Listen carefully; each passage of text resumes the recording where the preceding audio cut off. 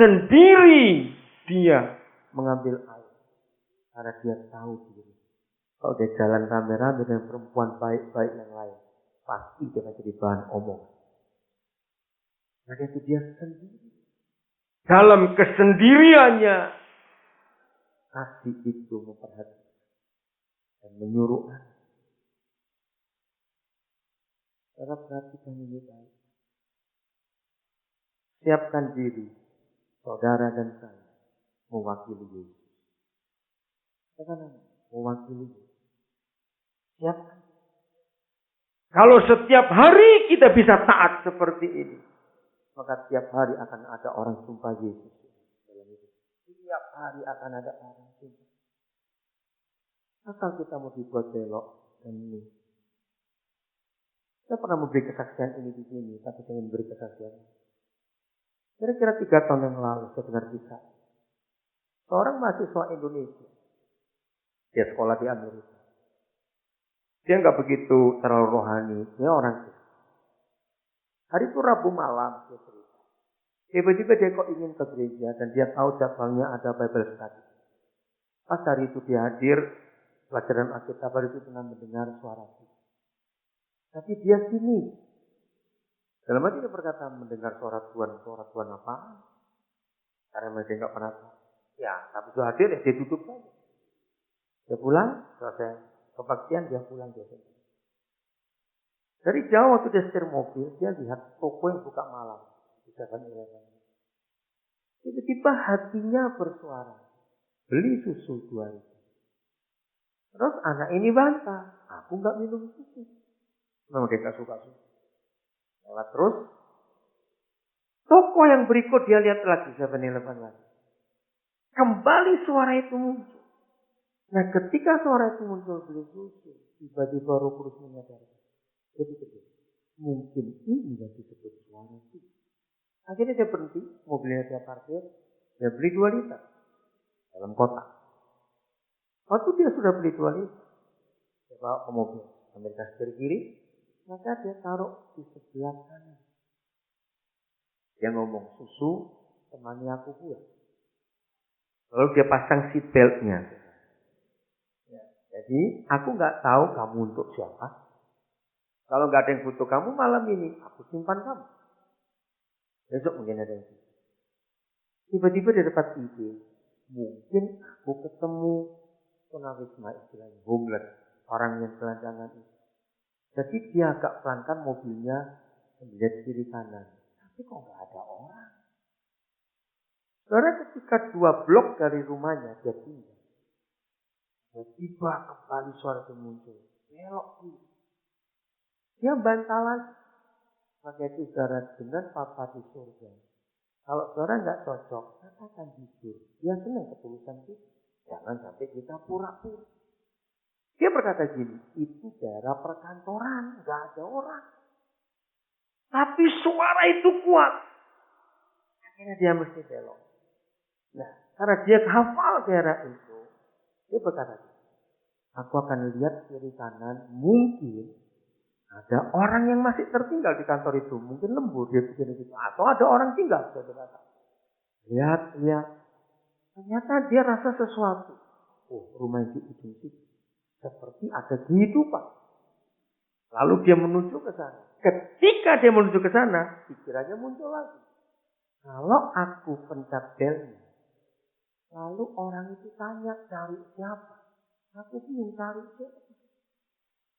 Jadi dia diskusi dengan diri sendiri.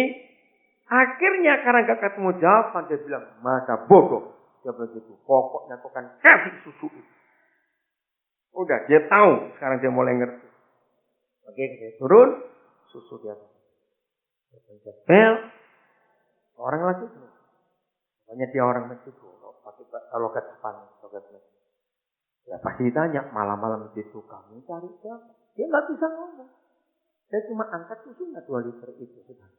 Begitu dia angkat susu 2 liter itu, orang laki ini teriak ke dalam, seperti manggil seseorang.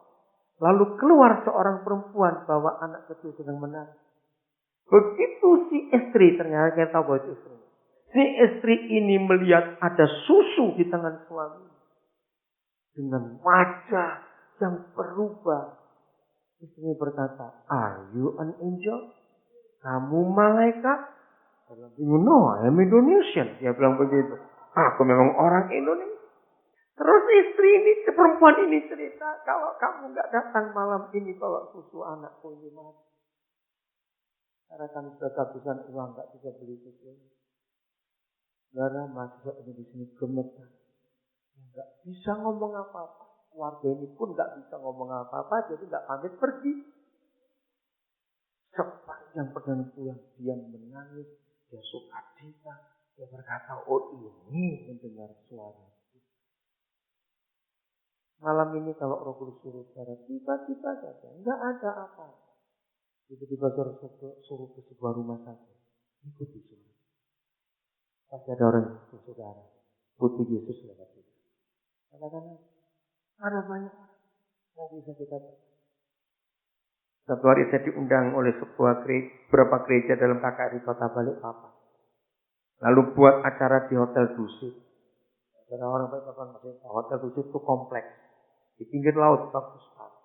Dalam kompleks besar itu ada ruko-ruko mewah. Namanya Balikpapan.